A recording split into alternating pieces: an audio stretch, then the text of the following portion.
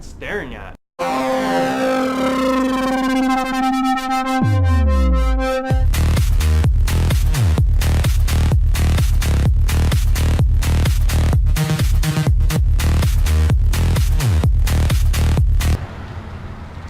Hey guys, I was looking at some of my videos and I noticed that the beginning riders video, or the how-to video, how to learn how to ride, really wasn't that descriptive.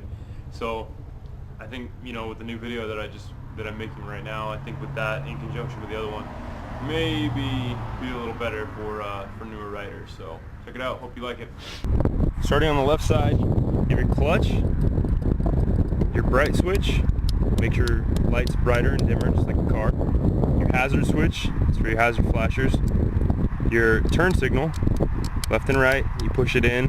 One way is left and you push it in to cancel it, and then right, same thing, push it in to cancel it. Your horn, right here, only works if it's on. Moving down here, you have your shift lever. Alright, so it's right here. You're going to use your left foot to shift, if you didn't already know that. Use your left foot to shift. Moving to the right side of the bike, you have your front brake. It's this piece right here. Front brake. You have your throttle. You have your kill switch. Kills the engine. Mode. This is actually for each bike, it's a little different from mine. The mode is actually used to change the throttle response, basically change acceleration. Then you have your start button right here. Moving down here, on the right side, you have your rear brake lever. For straight up beginners, get on your motorcycle, and first thing you want to do before you even turn it on is understand how the balance works. Alright, so a good exercise for you to understand how to balance your motorcycle: leave your motorcycle off, alright, leave it in gear. Make sure you turn your key to where your steering is not locked so you can turn your handlebars. Once you can do that, just grab your handlebars, pull in your clutch, and walk your motorcycle forward. Alright, so both feet on the ground. I'm just walking the same way as if I didn't have a motorcycle. Only I'm like squatted down and my legs are spread pretty far, like I don't know what animal does that. But anyways, like I'm stupid. So all I'm doing, you might feel kind of dumb when you're doing this, but you can turn it. Alright, you got both feet on the ground. Gives you a lot more confidence in your abilities, or confidence in how to move the motorcycle, and kind of gives you a feel for how the motorcycle is going to turn or basically lean whenever you move it, alright, when it moves forward, because it's never going to sit straight up and down. Alright, the only time it's straight up and down is if you're going in a straight line, and any idiot can do that. Next thing you want to do once you get to the next step, turn it on. All you do is turn the key. Make sure that if it is in gear, your kickstand is up. A lot of the newer ones have a kill switch to where if the kickstand is down and it's in first gear, it's not going to allow you to start it. So right now my kickstand is down, I can't start it. As soon as I pull my kickstand up, it's going to start. Right? So to start them, you can either be in neutral or you can be in first gear. First gear, or you can be in neutral. Turn your key on, pull in your clutch, pull your front brake lever, right? So that way, just in case it tries to move, you're not going to move. Now, with your front brake pulled, even if you were to let go of the clutch, you're not going to go anywhere. All it's going to do is kill the engine. So that's why I recommend always pulling that brake whenever you start it. A lot of people don't, but when you're first starting out, you need to pull that brake just in case something were to happen, you accidentally let go of the clutch, especially if you're new to you know, manuals or standards, whatever you want to call them. If you're new to those, then make sure you pull that front brake, so that way, you know, in case you do let go of the clutch, it's not going to go anywhere. Now the next thing, once you get comfortable with your bike moving forward and back, when basically duck walking on it, next thing you need to do is get used to your friction zone. So what you're going to do is, without even using the gas, all I'm going to do is let go of the clutch a little bit until the bike feels like it's going to move forward. I'm going to slowly ease out of the clutch, pull the clutch back in. That's the friction zone right there. That's where your clutch actually starts to disengage so your engine can move. Do that a couple times until you get used to it, alright? That's also going to help you whenever you start, you know, going. You're also going to understand at what point you should give it gas, and it will help you understand how much is too much gas. So once you get used to that, I'm just going to let the clutch all the way out without even touching the gas. Alright, I didn't pull the gas at all. Now, if I pull the clutch back in, it's going to slow me down, right? And I can also apply the front brake to slow down further. Let me get turned around real quick. I don't want to take up the street.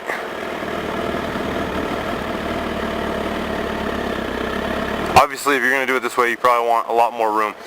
But anyways, so the next thing I'm going to do, again, just slowly let out of the clutch, walk the bike forward, and you can really milk the clutch to control how much speed you have, right? So once you get used to the clutch, you can understand you don't need any gas. I didn't use the gas not one time, and my bike is moving forward if you slowly ease it out. And that's going to help you when you first start. A lot of new riders, they apply way too much throttle when they first start. Alright? That's going to cause you to wheelie. It's going to cause all kinds of problems. So first couple of times, just get the bike moving forward without even letting go of the clutch. Or without applying the throttle. Just get going forward without applying the throttle, and you'll learn what the clutch does and how to basically control it and move the bike forward without applying too much gas. From there, go ahead and start slowly applying more gas as you take off. And the more comfortable you get, the more you're going to apply gas. Right? The more throttle you will use, the more comfortable you get. For the first couple of times, just let go of the clutch without pulling the gas. And you can see I'm moving. Get turned around again.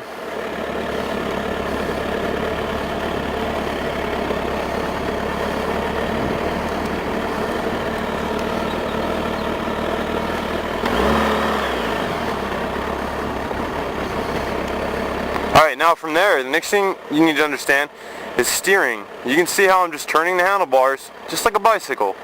Turning the handlebars back and forth, and it's allowing me to steer one way or the other. The balance of a motorcycle is a lot like a bicycle. It's the same basic concept. You have two wheels, the only difference is it's a lot heavier, you're not pedaling, and your tires are thicker. So it's going to change your balance a little bit. But the concept of steering a motorcycle is a lot like the concept of steering a bicycle. Alright, once you've mastered those concepts, you can go ahead and start moving around. For the first couple of times that you ride it, don't even get out of first gear. Alright? Just leave it in first gear and just cruise around a little ways. It's going to help you understand how to maneuver your motorcycle at slow speeds. And anyone can tell you, alright, anyone can go in a straight line. Anyone. Going in a straight line isn't hard at all. Where things actually get complicated is slow speed maneuvers. Slow speed maneuvers is where a lot of people end up messing up their bikes when they're brand new riders because they drop their bike. Don't be afraid to put your foot down, alright? Not like in a take charge kind of way, but basically if you're riding and you feel like you're going to fall, put your feet down and use your feet to walk. Basically walk with one foot right in front of the other. Now be careful when you're doing that, because if your feet, basically you can run yourself over. So if your feet come too close and your rear tire hits your foot, it's going to feel like your foot, it's naturally going to pull your foot in towards your motorcycle. So you kind of got to exaggerate it and push your foot away, because you can run yourself over. Trust me, I've seen it done. I've done it myself on a dirt bike. You can run yourself over. You can run over your foot and it'll pull you off the bike. So learn from my mistake and don't do that. Exaggerate it and push your foot out and away. Alright, next thing we're going to talk about, guys, is shifting. Whenever you start going, the faster you start going, the higher your RPMs are going to get. This right here shows you your RPMs. It's in 1,000. So you have 1 through however high your motorcycle goes. Each one of them is a little bit different. Main thing is you don't want to go above 11. So basically that's called redlining it. You don't want to redline your engine. It's bad for the engine. It's really hard on the engine and transmission. So normally when you shift, it should be around, depending on, if you're just cruising around, if you're not racing, cutting corners or anything like that, I usually shift around 6,000 or 7,000 RPMs. When you first start, you shouldn't be worried about shifting fast. Shifting fast is going to come with time. The more times you do it, the better you're going to get at it, the faster you will naturally be. If you try to be fast right off the bat, what you risk is forming a habit of shifting incorrectly. And if you shift incorrectly, you can damage your motorcycle. And later on when you finally get into, racing, stuff like that, if you shift incorrectly, you're costing yourself time. So don't even get into that habit. How are you going to shift? Now, we're not talking about speed shifting or preloading the shift lever, just basic everyday shifting. Whenever you get ready to shift, what you're going to do, you'll be going, your throttle will be back, right? You'll be moving forward. So When you first start out, try shifting around 4,000 RPMs. Keep it, keep your RPMs lower. It'll help keep you from wheeling. So whenever you're going, your throttle is back. What you need to do is release your throttle. All right, so lay off the throttle, pull in your clutch, and lift up on your shift lever with your left foot. That's shifting. Now, to get back to continue going, you're going to ease out of the clutch. At the same time, you're going to ease your throttle on. Alright? If you need to when you first start out, just focus on easing out your clutch. Once your clutch is all the way out, start easing on your throttle. Alright? So it's going to look like this.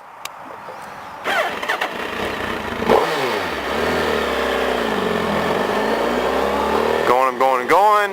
Let go of the throttle, pull in the clutch, shift, let go of the clutch, ease on the throttle. Just like that. Alright, now downshifting works the same way in reverse. You can downshift to help you slow down. So if we're going and I want to slow down, all I'm going to do is the exact same thing in reverse order. I'm going to let go of the throttle, pull in the clutch, push the shift lever down, let go of the clutch. That's really all there is for when you first start out. Those are the basics of what you need to know. As you ride, you'll get better and better and you'll start to learn a lot more.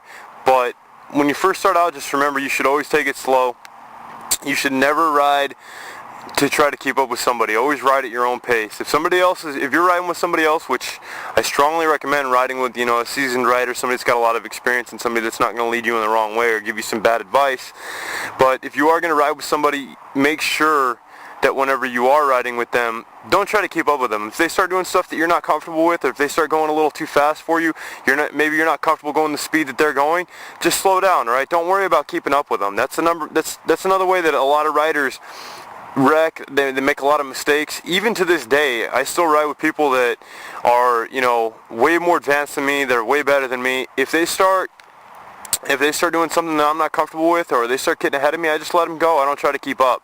All right? There's a time and a place for racing around. There's a time and a place where you should, try to beat the other guy, and that's on the track. When you're riding around out here, it's too unpredictable. You can't guess what another rider's going to do or what another vehicle's going to do. So take it at your own pace. Just be careful and ride safe.